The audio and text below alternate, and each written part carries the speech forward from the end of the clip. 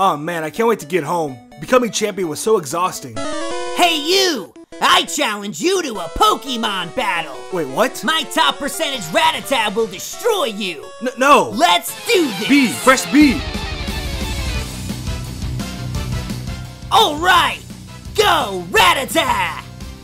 Okay, fine. Go Charizard. Alright, Rattata! Use Quick Attack!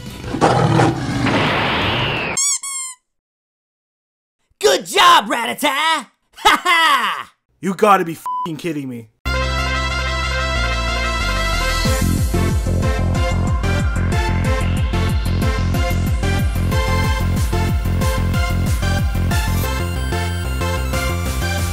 What is going on, guys? This is Dobbs here, bringing you another Pokemon video. And in this video, I'm going to show you 10 of the most overpowered Pokemon you will ever see. And just a disclaimer, this is a list of Pokemon that are overpowered compared to how they're known, not overall. And also, we have a very special guest for this video. Allow me to introduce Tricky Wee. Hey guys, this is Tricky Wee, but you could call me Tricky. And if you don't know who Tricky is, she's a YouTuber who does Pokemon Top 10s, Sun and Moon news, and music videos. So be sure to check her channel out. If I had to recommend 2 videos, it would definitely be these 2. And also, we're doing another video on her channel, Top 10 Pokemon that could take over the world. So be sure to check out that video after this one. So without further ado, let's get started. Starting off this list, a whopping level 1 Rattata is hilariously overpowered. And here's why.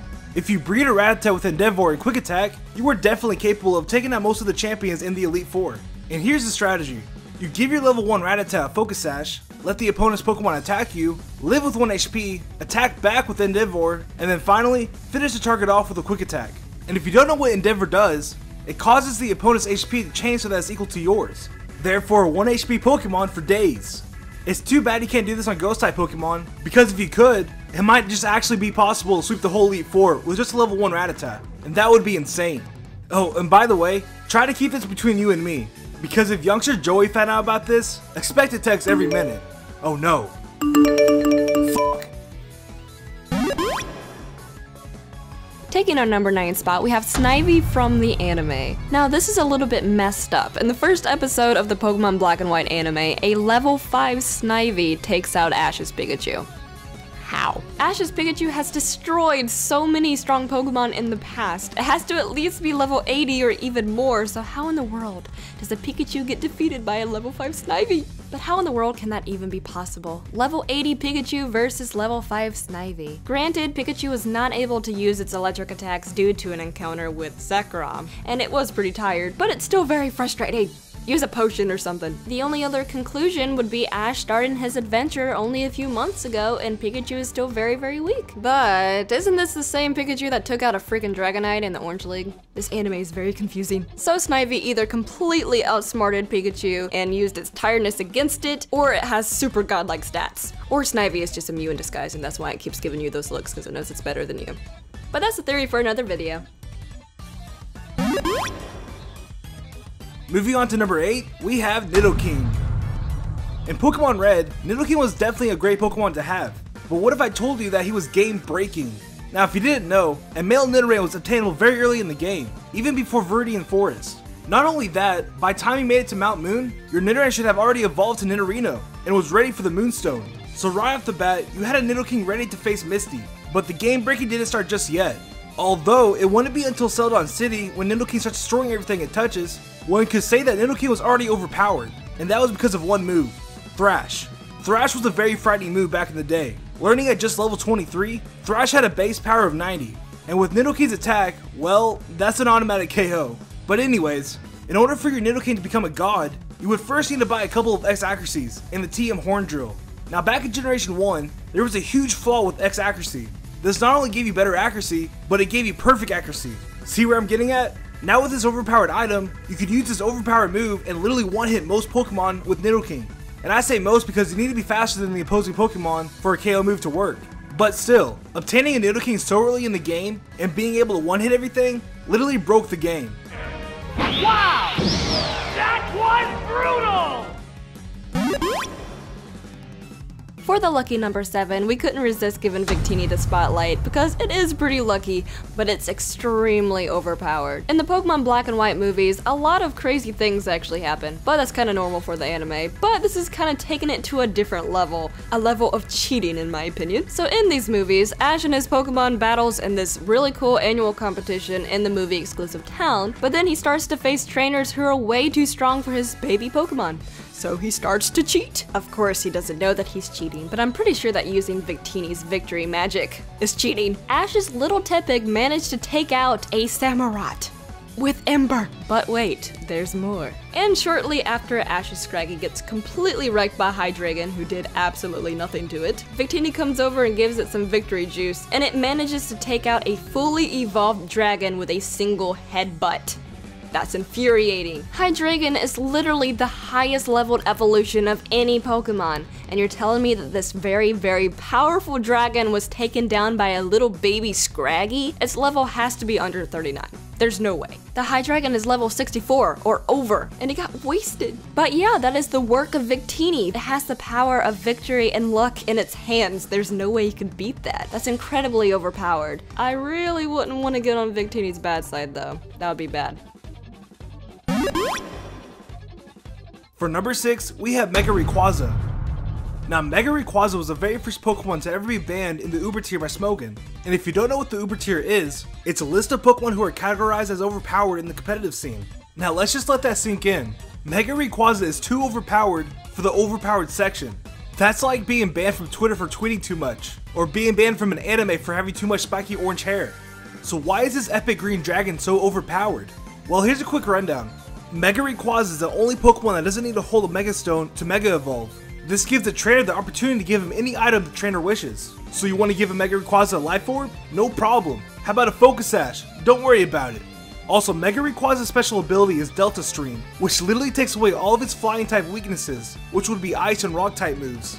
Not only that, Mega Rayquaza is tied for first with Mewtwo for having the highest base stat ever, 780, or 2.5 Pikachus.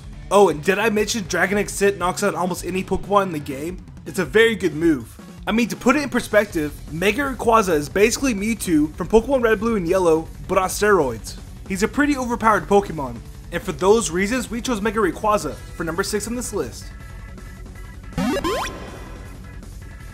Moving on to number 5, we chose Pikachu from Super Smash Bros. 64. Now back in the day, Super Smash Bros. 64 Pikachu was ridiculous. Not only did Pikachu have one of the best recoveries in the game, it had a very unique attack combo that could be completely unpredictable. Pikachu had amazing offstage and edge guarding game. Usually in Super Smash Bros. You have to predict the opponent's recovery move. With the other characters, it's kind of predictable, but with Pikachu, it's a completely different story. Pikachu's recovery has so many angled options for 2 quick attacks. So then you have to predict where Pikachu is going to go, and then on top of that, you have to try to attack him before he makes it to the platform. That could be a little stressful. Not only that, Pikachu has an amazing backwards kick. Pretty much all of the other characters in the game have a very bad recovery, so it's very easy to punish them. With that flexibility, Pikachu's in an S rank in almost every Super Smash Bros. 64 tier list. And it remains in the higher tiers in the newer Super Smash Bros. Games as well. Pikachu's a beast, and I want Super Smash Bros. Pikachu on my team.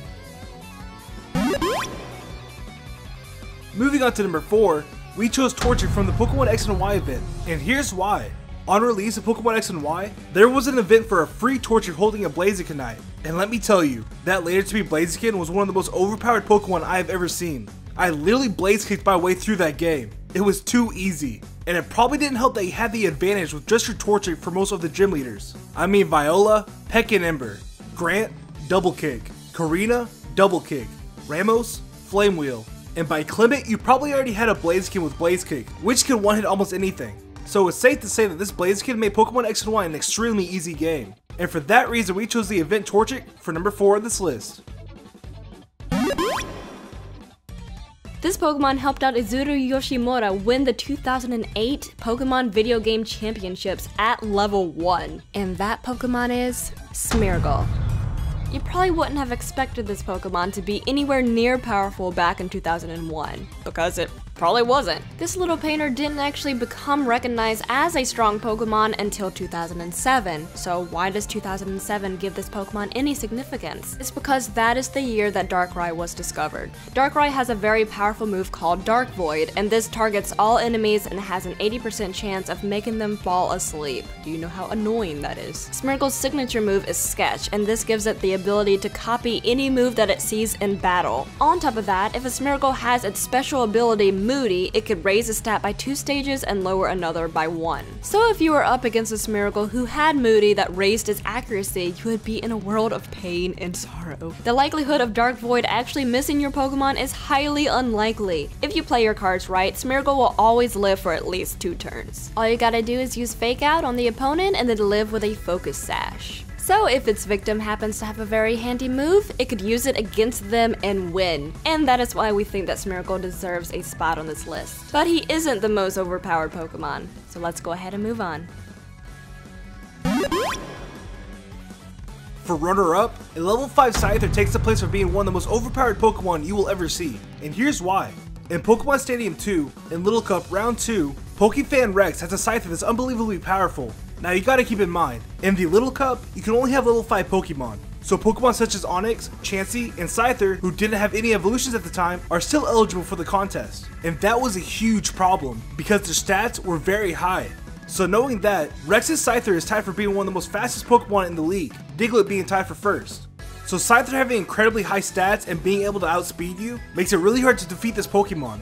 Most people say it's an automatic loss because of that Scyther, because that Scyther makes it very challenging when using original Pokemon.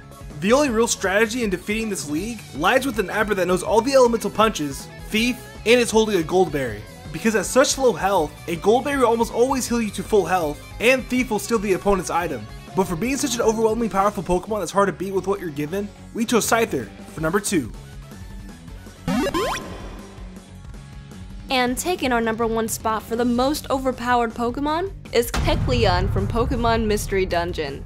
Kecleon can get pretty scary if you make it mad, and if you even dare to think about stealing from him, you better prepare for a giant battle. If you're not aware of what happens, Kecleon appears on random floors while exploring the dungeons. If you have some spare change, you can buy yourself a few new items from him, but if you try to steal from his shop, he will teleport to you, hit you with a giant blow, and if you even survive, good luck fighting him, because his stats go from a normal Pokemon to a godlike Pokemon while having doubled speed. That's overpowered. He needs to calm down. If that doesn't intimidate you, at least 3 more Kecleons of the same caliber will spawn the floor and start hunting you down. So Kecleon was programmed to be quite literally overpowered after stealing from a shop, so players are not tempted to steal. Don't steal. It's bad. And if it's your first time trying, well, you're gonna learn it the hard way, and you're probably gonna die. But for those reasons, we chose Kecleon for number 1. Well, those are 10 hilariously overpowered Pokemon you probably didn't know about. So we hope you enjoyed the video. Be sure to leave a like if you did, we appreciate it a ton. And also, if you're enjoying the channel, be sure to subscribe. And if you want to follow me on Twitter for fan interactions, video updates, and other cool stuff, follow me, Ethan Dobbs. And for the question of the day, who is the most overpowered Pokemon that you faced? Be sure to leave down below in the comments. We can't wait to see what you guys have in mind. And I'll see y'all next time. See ya.